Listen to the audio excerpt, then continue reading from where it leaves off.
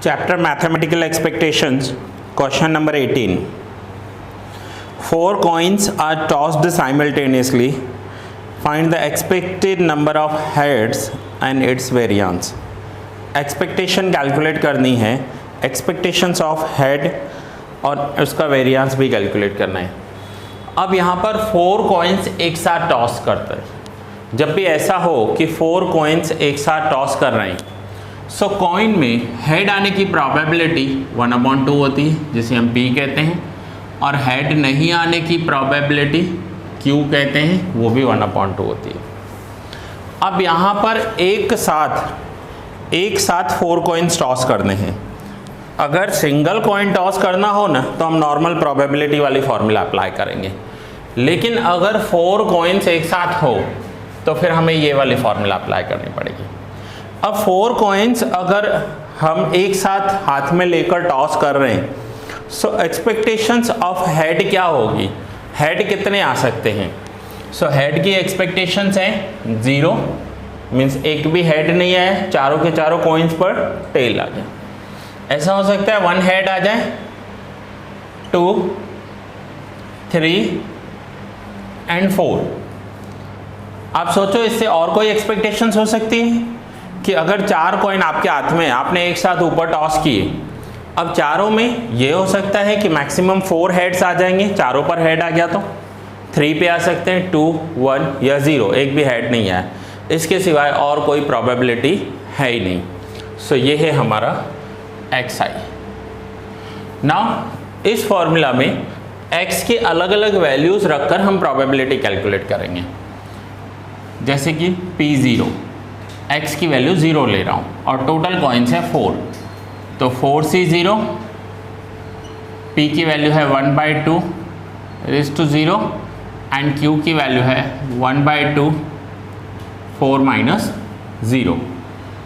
सो 4C0 का value होता है 1, 1/2 रेज़ टू 0। किसी का भी पावर 0 हो ना तो उसकी वैल्यू 1 हो जाती है, उसकी वैल्यू आप डायरेक्ट 1 रख सकते हो। फिर से बता रहा हूँ, सपोज करो 5 रेज़ टू 0 हो तो भी 1, 100 रेज़ टू 0 हो तो भी 1, x रेज़ टू 0 हो तो भी 1, y रेज़ टू 0 हो तो भी 1। किसी का भी पावर 0 आ जाए तो उसे आप 1 कर दोगे। सो ये हो गया 1 and 1/2 raise to 4, so 2 raise to 4, 2 raise to 4 क्या होगा 16। सो फाइनली 1/16 ये वैल्यू आई प्रोबेबिलिटी ऑफ 0 की। मीन्स जब x की वैल्यू 0 है तो प्रोबेबिलिटी है 1/16। ठीक है, सो यहाँ पर हमने p की वैल्यू 0 ले ली। नाउ ऐसे ही p की वैल्यू 1 लेंगे, फिर 2, फिर 3 एंड फिर 4, अलग अलग वैल्यूज लेंगे। सो P1, अब P1 तो इस फॉर्मूला में N4C, x की वैल्यू हो जाएगी 1, 1/2 रेज़ टू x। अब x की वैल्यू क्या है 1। इस पूरी फॉर्मूला में n की वैल्यू 4 रखेंगे, n 4 है, 4 कॉइन्स टॉस करने हैं और x की वैल्यू पहले 0 फिर 1। और ये फॉर्मूला आपकी 12th में की हुई है, 12th में आपने इसे प्रोबेबिलिटी डिस्ट्रीब्यूशन चैप्टर में किया है। एंड 1/2 4 माइनस 1, सो 4C1 का वैल्यू होगा 4, 1/2 का वैल्यू होगा 1/2 and 1/2 raise to 3। So 2 raise to 3 क्या होता है 8। सो 4 × 1 × 1, तो ये हो जाएगा 4/16। तो ये वैल्यू हुई P1। P1 का वैल्यू हुआ 4/16। सो 1 के सामने लिखेंगे 4/16। ठीक है, P0 P1, then P2 P3 P4 हर एक वैल्यू के लिए करना पड़ेगा। सो नाउ नेक्स्ट हम कर रहे हैं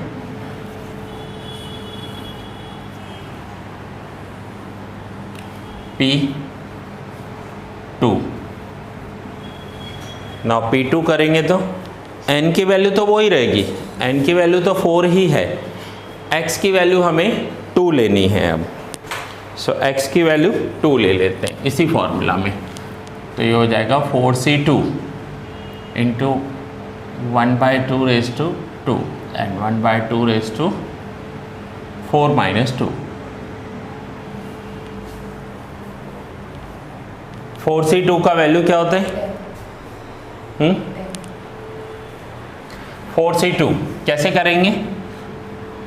न्यूमरेटर में 4, डिनोमिनेटर में 2, 2 × 1, डिनोमिनेटर को 1 तक ले जाएंगे। न्यूमरेटर को 2 है तो 2 नंबर्स, 4 × 3, 4 3 12, 12/2, आंसर आएगा 6। सो 4c2 का value 6।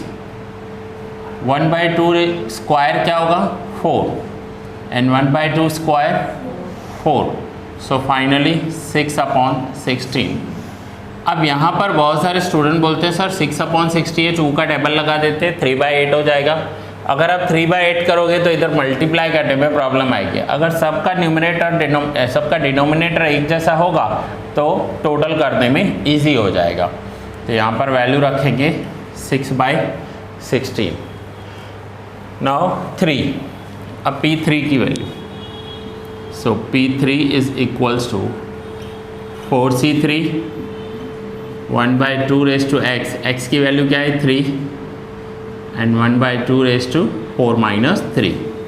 So 4c3 4, 1/2 8, and 1/2, so 4/16। ये हुआ P3। सो 3 के सामने लिखेंगे 4/16। And last P4, so P4 is equals to 4c4 1/2 raised to 4 and 1/2 raised to 4 - 4, 1 into 1/2 raised to 4 16 and 4 - 4 0 हो जाएगा। सो फाइनली P4 का वैल्यू हुआ 1/16। सो यहाँ पर लिखेंगे 1/16। अब सबका डिनोमिनेटर एक जैसा है ना तो मल्टीप्लाई इजीली हो जाएगा। 0 × 1/16 0, 1 × 4 4/16, 2 × 6 12/16, 3 × 4 12/16, एंड 4 × 1 4/16। अब सबका डिनोमिनेटर 16 है ना तो टोटल आप इजीली कर सकते हो, न्यूमरेटर का टोटल कर लो। लेकिन अगर सबका डिनोमिनेटर अलग अलग आया तो फिर आपको एलसीएम लेना पड़ेगा। सो यहाँ पर टोटल कर दो, 12 and 12 24, 24 + 8 32/16। तो आंसर हो जाएगा 2। अब अगर कोई पूछे एक्सपेक्टेशन क्या होगा, एक्सपेक्टेशन E of x, तो टोटल है sigma xi × pxi। So sigma xi × pxi क्या है? 2। तो ये है इनका एक्सपेक्टेशन। नाउ वेरिएंस, तो हमने पहले भी वेरिएंस सीखा है। वेरिएंस में क्या करना होगा, आप डायरेक्ट xi² × pxi कर सकते हो, लेकिन अगर आपको डायरेक्ट में प्रॉब्लम है तो पहले एक अलग से कॉलम xi² का बना देना। सपोज करो आप डायरेक्ट नहीं कर पा रहे हो तो पहले एक कॉलम xi² का बनाओगे और फिर दूसरा कॉलम आप बनाओगे xi² × pxi। ठीक है। सो हर एक में xi का स्क्वायर करना है। जैसे 0 का स्क्वायर क्या होगा? 0, 1 का स्क्वायर 1, 2 का स्क्वायर 4, 3 का स्क्वायर 9 एंड 4 का स्क्वायर 16। फिर xi² × pxi को मल्टीप्लाई करोगे तो वो हो जाएगा xi² × pxi,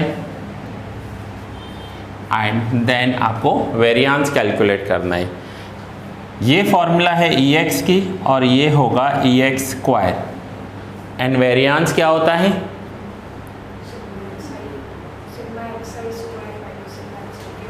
variance is equals to Ex² minus Ex whole square. ये जो Ex² आपका आएगा और ये जो Ex है फिर उसका स्क्वायर करना है। ठीक है। सो इतना नोट डाउन करो और मुझे वेरिएंस कैलकुलेट करके बताओ। ये जो टोटल होगा वो आपको यहाँ रखना है। Ex का टोटल 2 है, 2 का स्क्वायर करोगे वेरिएंस आ जाएगा। ठीक है, कुछ डाउट है यहाँ तक?